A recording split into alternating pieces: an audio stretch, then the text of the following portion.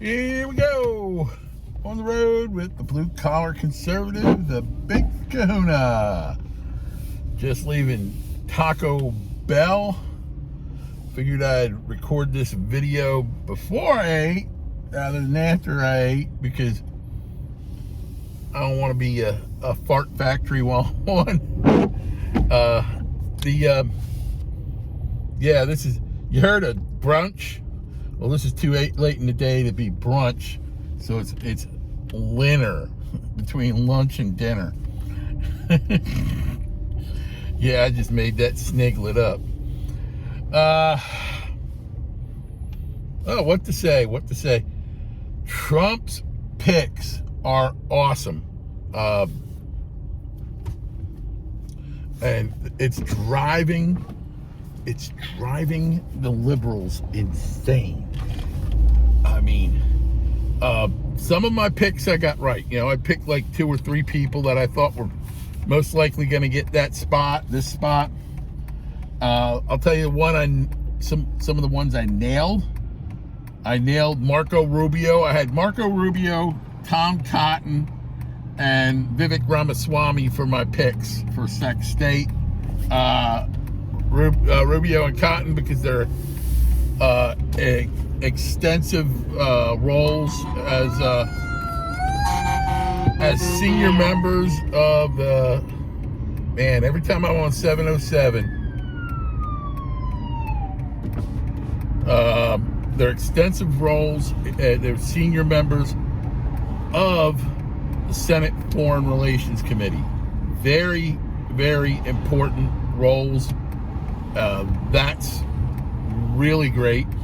A lot of people were saying, well, Trump didn't like Rubio 8 years ago when they were running for president. One of the things, Rubio was one of the driving forces for the Trump agenda his first term.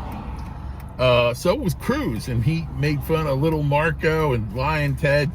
Those were 2 of his biggest supporters when he got in office. They put that stuff aside for the betterment of the country.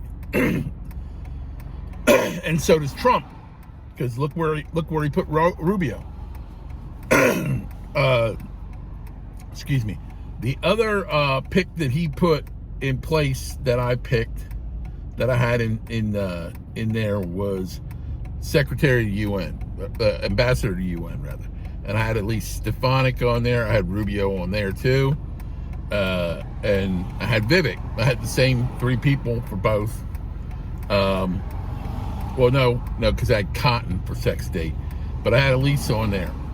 And what I like about these individuals that he's putting on is they're strong. They're strong, strength of will and strength of character. And he sees that in them, and he's putting them there. Now, some people I was kind of surprised with. Tulsi I had for Sec Def. Now, and instead she's Homeland. I had her for Sec Def. I had Homan for Homeland, and Homan's border czar. Who else did I pick? The one that shocked the hell out of me was Gates for AG. That really shocked the hell out of me because, well, first of all, what he's accused of, I think it's falsely accused of, sending, dick pics to young ladies. But what really shocked me was because he was really divisive 2 years ago when it came to, and I think that's because he wanted to be speaker, and he was going after, he no matter who they put up, he was against. And that's because he wanted it for himself. So that's why but Gates seems to be the kind of guy who'll latch on, like a pit bull, will latch onto a bone and he won't let it go. And I think he has the temperament to clear out the Justice Department, to get rid of those individuals that need to be getting gotten rid of these career prosecutors, these clowns that lawfare clowns.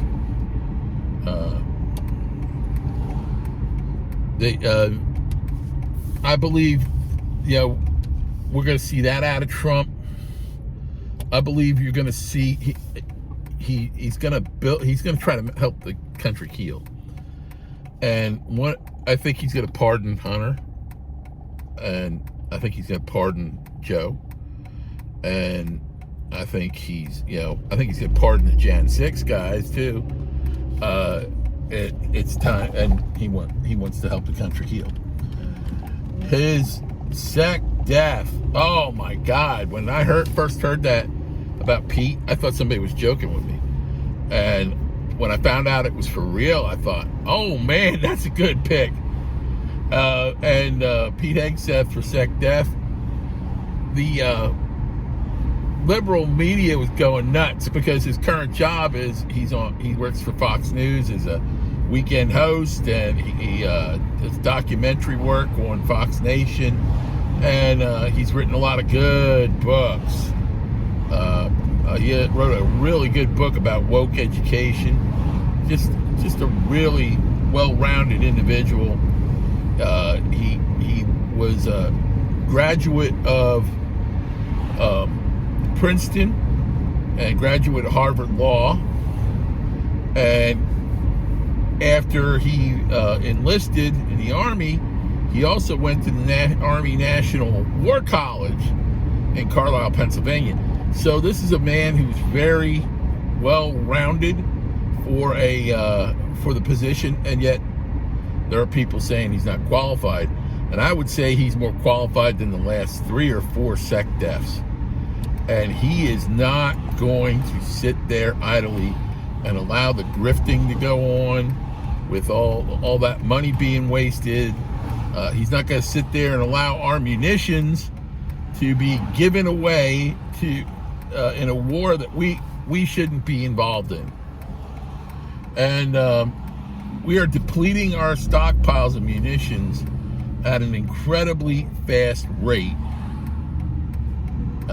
Between what we're giving to Israel, I don't begrudge anything to Israel, but what we're giving to Ukraine, and I'll explain to a minute my feelings about the Ukraine and about that war. But he's going to clear out all that diversity, equity, and inclusion shit, that DEI shit, that does not belong in the military. Milley and the current chairman of Joint Chiefs, they got to go. Milley retired already, but they got to clear house with all these DEI people. DEI equals REMF as far as I'm concerned. You dick. Sorry. Guys in the trucks think they own the frickin' road. All right, well, where was I? Oh, this whole he's going to clear out all that diversity, equity, and inclusion shit, and he's going to make our military strong again instead of a laughingstock. And he's going to show the door to a lot of these DEI individuals. He's going to show the door to these trans people too. When you're in the military, there's no room for individualism in the military. You're a monolithic structure, cohesive unit. What your ethnicity is, what your religion is irrelevant. It is irrelevant. You give up your individuality when you become a member of our military. That's thus the uniform. There is a uniformity. Everything is uniform. Even their code of military justice is uniform. Their method of commendations is uniform. Everything is uniform, and that leaves no room for individuality. That's the way it is. That's the way it's always been up until this shit. Now, getting to the Ukraine. There's a lot of people who want us to spend our treasure, and eventually, I think they would want to go to the eventuality of our blood and treasure. That would lead, excuse me, that would lead to a third world war. I want to explain to you what is going on and what is happening over there, because people don't have a concept of things, because everything in this world is dumbed down by the media. It's dumbed down by our education system. What's going on over there? You had a government over there in Russia and in the Ukraine that was a government in name only, because the people who had the power and the people who ran those countries were called oligarchs. Now, what's an oligarch? An oligarch is a euphemism for a crime boss. Essentially, what we have going on over there is a war between two crime syndicates. Ukrainian oligarchs were the Saudi Arabia of child abuse. They had trips that people could go there and have sex with children, sex tourism. They could do all sorts of stuff to kids and women, and child pornography. That was kiddie porn capital of the world. At one time, 20 or so years ago, it was Prague, Czechoslovakia. But now the oligarchs, they just moved their operation out of the Ukraine when the Russians came in, but it's a turf war. It's like the mafia, like drug gangs. That's another thing. The oligarchs were they were drug dealers. They dealt with everything. They were like the mafia. So that's what the oligarchs are. But they hide it within legitimate businesses that are a front, that they launder their money through. But this is what we're spending our blood and our treasure on. Fuck that. That's why I'm so happy I got a congressman like Russell Fry. He won't settle for that. We have to know where the money's going, and the money's going into a lot of people's pockets over there. And we've made a lot of Ukrainians billionaires, and the aid, it disappears. It's just like their aid to the Palestinians. All those Hamas holes got that money and got those, and in the meantime, the people in Palestine, they're going hungry. I think people who want to see Hamas gone more than anybody are the citizens of the West Bank and Gaza. And what I think is going to happen now, Trump's appointing he's appointed a Middle East envoy, but he's also appointing an envoy for the Ukraine and Russian war, peace envoys. And I think what's going to happen is through the Abraham Accords is what I'm hoping for. That the Arab nations are going to come in and clean house and help the Sunni Muslims are going to come and help these people in Palestine take back their country, because there was a two-state solution and they had a government. Palestine had a government and it was overthrown by Hamas. People don't realize that. So we could have a two-state solution, and it could be peaceful, and it could be brought about through the Abraham Accords. And once the Shiites see this, hopefully we'll have some kind of regime change in Iraq. And once that happens, we're going to have peace throughout the Middle East, thanks to Donald Trump and the Abraham Accords. And wouldn't that be amazing? Wouldn't that be amazing that this guy that they call Hitler and a dictator and all this stuff, wouldn't that be amazing if this is the man who brought about peace in the Middle East and peace in between Russia and Ukraine. That would be amazing. That would be the ultimate mic drop. That, shut up kind of moment. And I'm praying for it. I think he can do it. He brought about the Abraham Accords, and that is something for the Arab nations like Qatar, Saudi Arabia, United Arab Emirates, Qatar, all that getting together and not Yemen, of course, but getting together and saying, we recognize Jerusalem, and we recognize their existence and their authority and their right to defend themselves.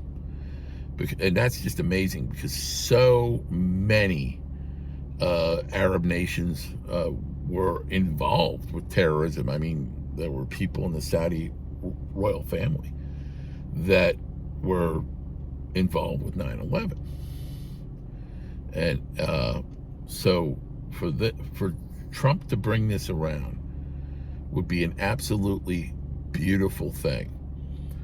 It's just amazing what could happen with Trump. How optimistic I am because of the strong individuals that he's putting in his cabinet. Now, I have some guesses that haven't come to fruition yet. I have some people that I picked for the White House press secretary. I put Kari Lake in there, Lara Trump,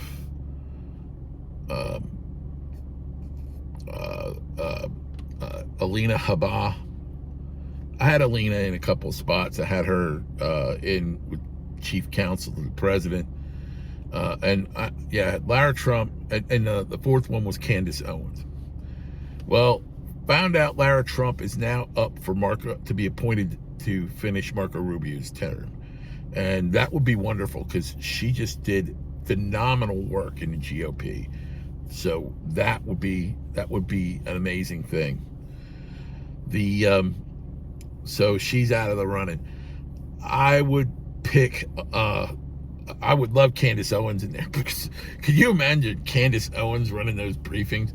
That would be amazing, because she'd tell people to shut up, and just perhaps she'd be a little too aggressive, but her intellect she would be, when she walked in the room, the IQ in the room would double, because she's an incredibly brilliant woman who thinks on her feet and won't take shit. That her and the same story with Alina Habba would not take any shit, and I think that's one of what Trump is looking for. Intelligent people who won't take any shit off of anybody and will represent him and his agenda. And J.D. Vance, woo, man, he is going to be probably the most effective vice president our country has ever known. And in my opinion, he will be the 48th president of the United States. I mean, yeah, we just went through a presidential election, but that's 4 years from now. People will start throwing their hat in the ring within 18 months. Because it usually is a 2.5 year ordeal. So JD's got to actually start being a mover and a shaker already, because the Dems are gonna throw in Gavin and they're gonna throw in Shapiro. That would be the ticket, is Shapiro on the top and Gavin on the bottom. Simply because, but God help us if Gavin would win. I mean, he's a whack job. You see what he's done to California. But yeah, every person he's picked, Trump has learned so much since his first term, because he put some people in that he just thought seemed good, but they were swamped out dwellers, just like Pence. So I would really be of the opinion that Trump, like I said, he's learned so much since his first term, and he's put such strong individuals in these positions. I mean, Tulsi Gabbard, head of national intelligence. Some of I'm forgetting some of them. I know that, but off the top of my head. But it's just wow. Every single one of them. His chief of staff, I really didn't know who she was up until a lot of people didn't, up until her appointment, but everything I hear about her, it all projects strength, and that I don't think there's ever been a cabinet or an administration that has projected so much strength since this one, really. And I'm very optimistic about it. It's been sitting here for minutes since I pulled in. I want to get my food in. So thank you very much for your time, and stay safe. God bless you. God bless America.